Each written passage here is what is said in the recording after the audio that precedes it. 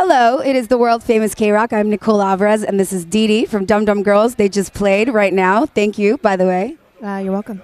So you guys played on Friday. Was this your first Coachella experience? Yes, this was the Dum Dum debut. The Dum Dum debut. How was it? We were talking to Chromeo earlier, and he said it was very daunting. Yeah, I mean, it's definitely daunting. I think for us, we're a band that, you know, typically exists in the evening hours after the sun has set. So it's a challenge to play at 2:30 in, you know, full sun in the desert heat. Yeah, our aesthetic isn't totally in line with the weather here, but it's interesting to get out of your element a little bit, though. Does that, when you got off stage, were you more excited, or were you like, thank God that's over? I was already thinking about what to do for next week. What are you going to do? Are you going to do anything different? Well, it's a surprise. If so. Damn, I was trying to get the juicy goods. So, Dee Dee, how old were you when you first, let's say, fell in love with music and made it part of your life? Probably 4. 4 years old? Yeah. I couldn't even tie my shoes. Yeah. And what was it? Probably the Beatles. So you grew up in a household with the Beatles? Yeah, I grew up on my parents' music, which definitely laid a foundation for a lot of what I consider the good stuff. And yeah, it's been a big part of my life since childhood, for sure. So when did you first start writing and playing? Well, I've been in bands probably for almost half my life at this point. Is that all you know? Is that like you were going to be in the music? At this point, it's all I know. It wasn't always. But I started writing, you know, songs myself when I started Dum Dum Girls. So that was about 2008, 2009 was when I got serious about doing my own thing. Songs are very personal, so do you ever hold back, or is it full disclosure most of the time? It's full disclosure, but just heavily veiled. I like that so very much. Now, you also own your own label, correct? I do, yeah, Zoo Music. What attracts you? What kind of bands, what kind of artists do you pride yourself on signing?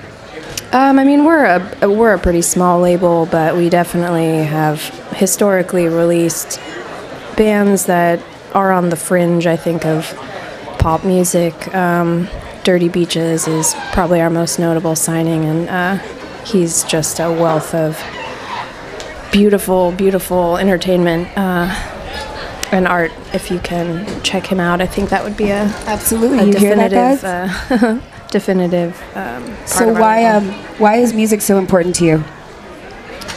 You know, it's one of those visceral things. I don't know that I could really articulate it, but it's just such a feeling in me. I think from an early age, it was the first thing that I felt really deeply connected to.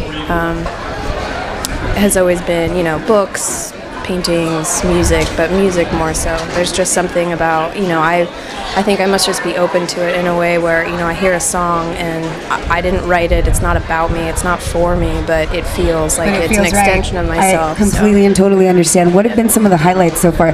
They're an LA band, by the way, so you get a lot of local support, played on locals only. It's cool because you get to play all these historic LA venues and you get incredible support from your town, but what are some other highlights outside of just playing in these historic venues in LA? I mean, just in terms of being in a band, the opportunities you get, it's such an atypical lifestyle to spend, you know, 8 months of 12 traveling. You know, you're a weird little nomad. No, it's strange.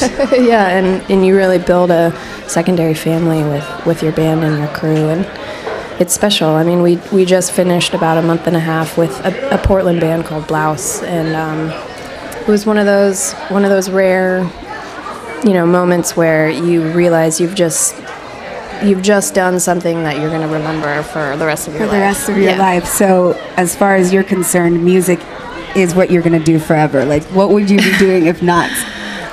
Well, my backup plan was going to UCLA for library science. Really? Yeah. I don't hear that every day. Yeah, but I think that's maybe a harder career to crack than music. I mean, like I said, I don't hear that every day, so I wouldn't even know where to sign up for that class. Well, yeah, I don't know. Well, congratulations. You guys played Coachella, which is a huge deal. Definitely. The exposure that brings, but just the experience of playing in the desert, and Coachella is Coachella, and you're coming back next Friday. And you say you have some surprises, so I look forward to it. Thank you so much. This is Dee Dee from Dum Dum Girls. We're broadcasting live from Coachella. Thank you. I'm Nicole Alvarez on KROQ.